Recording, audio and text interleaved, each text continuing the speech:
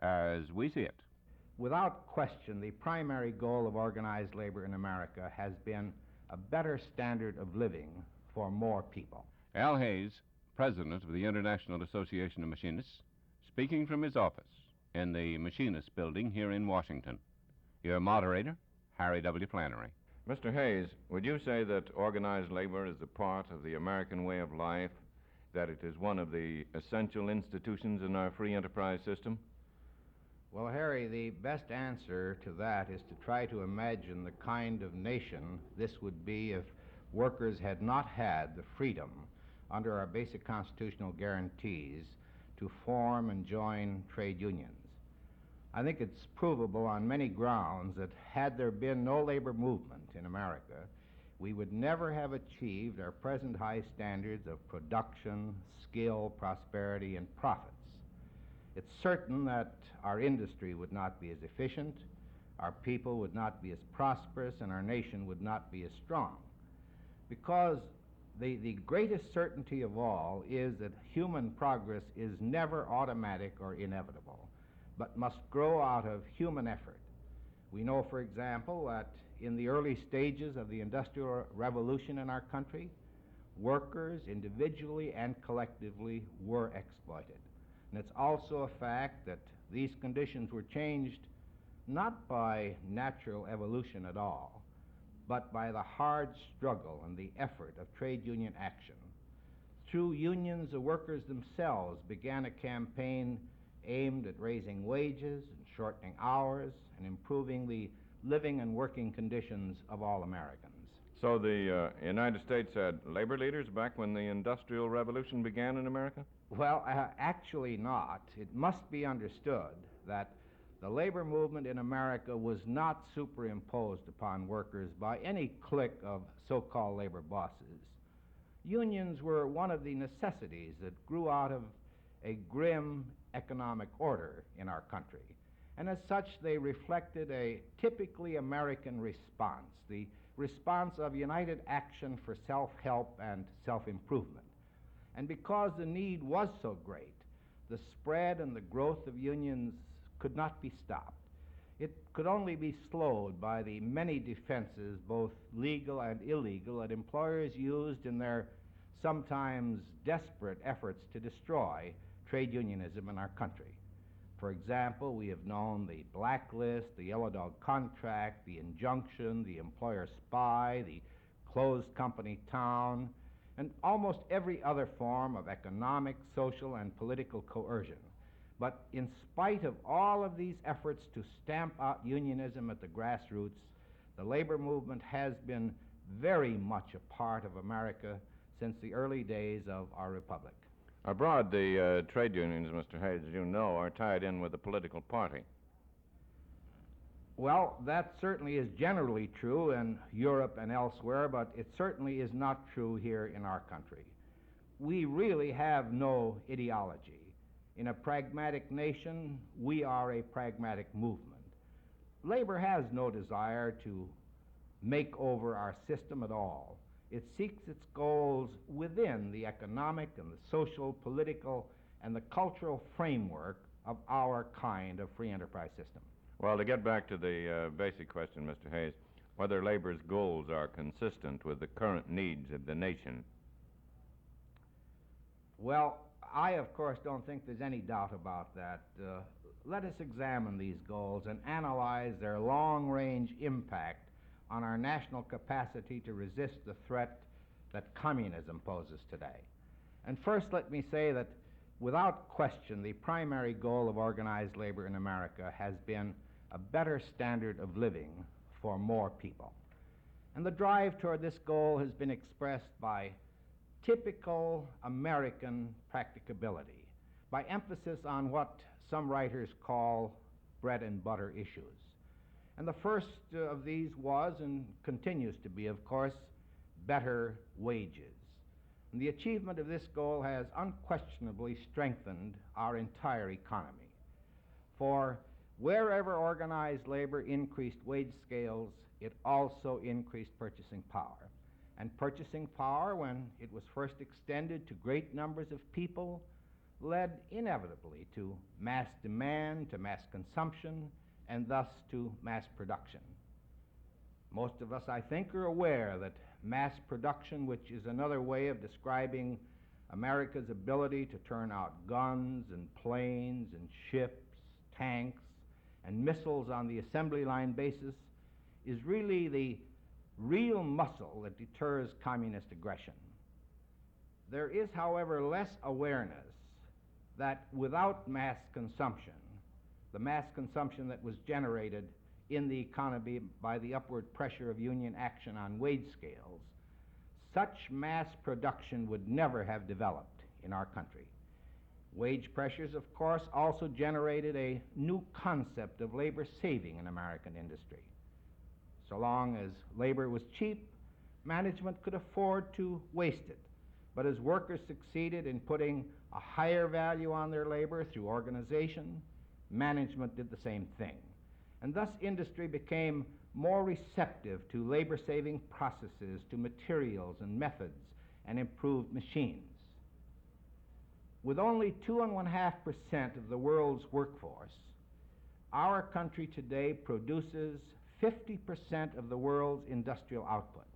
And this output is not only the result of skill, but of the economic freedom that motivates workers to seek skill. And I would just like to point out that the skills, efficiency, productivity, and versatility of American workers is nowhere more evident than in the industries that are actually the backbone of our national security, such industries as the aircraft industry, electronics, machine tool, automobile, electrical, rubber, and chemical industries. And it is no accident that these are most efficient and crucial industries are also our most highly organized. As I understand it, Mr. Hayes, men, women, and children used to work 12, 14, and even 16 hours a day, almost always for a 6-day week, and sometimes even 7 days a week. American labor has also succeeded, I believe, in making hours in our factories, mills, mines, and workshops more just, more humane. Yes, Harry, as recently as the 1920s, a 12-hour day was still standard in the steel industry. And also as recently as the 1920s, very few Americans received paid vacations. Even fewer got sick leave or holidays with pay. And let me remind you once more that these things that so many Americans enjoy and take for granted today did not come about through natural evolution at all. Labor had to fight for the 10-hour day, the 9-hour day, and then the 8-hour day, every inch of the way, just as it had to fight for decent wages. Shorter hours brought workers into the mainstream of American life. They made it possible for them to add their participation and their strength to the workings of democracy at every level. They made it possible for the great majority of the people to join the employers and the professional classes in the enjoyment of hobbies, vacations, travel, gardening, increased learning and reading, and all the other cultural pursuits that enrich our national life. No one who believes in the principles on which America was founded can possibly argue that the achievement of the goal of shorter hours by organized labor is inconsistent with national goals. Shorter hours strengthened this nation in the same proportion that increased education, health, and well-being of all of our people strengthened it. Labor's fight for factory safety, workmen's compensation, and occupational disease laws is pretty well known. Labor's goals are not limited, however, I believe, to economic or on-the-job objectives. No, they certainly are not. Most of a worker's life is today spent off the job.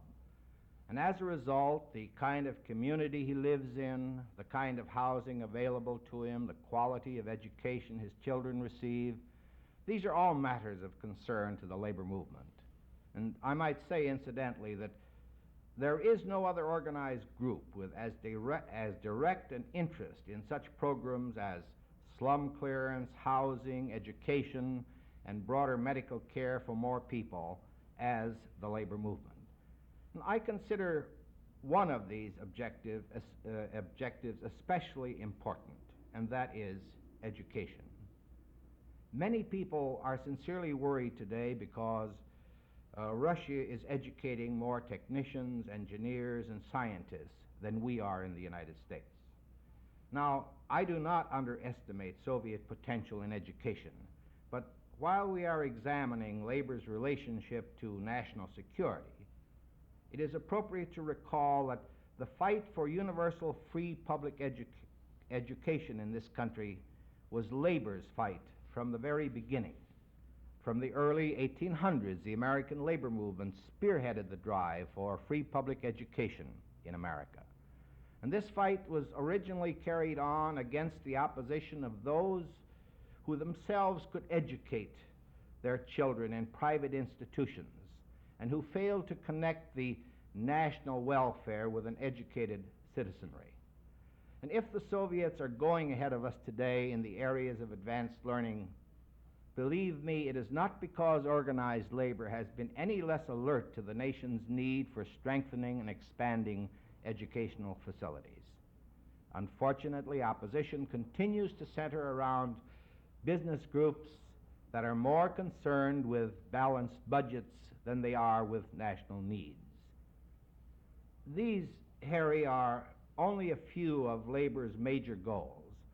And as I look at them, and many others too, including minimum wage laws, unemployment compensation, the abolition of child labor, Social Security, railroad retirement, urban renewal, and aid to the depressed areas, I am firmly convinced that every one of these goals will meet the test of consistency with national goals in security. For every one contributes to the health, the strength, the safety, and the happiness of all American people. Thank you very much, Mr. Hayes. This broadcast was from the National Headquarters Building of the International Association of Machinists here in Washington. Mr. Hayes, president of the Machinists, spoke from his office. A folder covering the subject of this broadcast from an address by Mr. Hayes may be had for the asking. Write AFL-CIO Radio, Washington 6, D.C. There is also current-wide interest in the Foran Bill, which would provide health insurance under the Social Security system for recipients of Social Security old age benefits. If you would like more information on the Foran Bill, write Forand, AFL-CIO Radio, Washington 6, D.C. This is Harry W. Flannery, speaking for the American Federation of Labor and Congress of Industrial Organizations, and inviting you to be with us next week at the same time for the next program in this series, As We See It.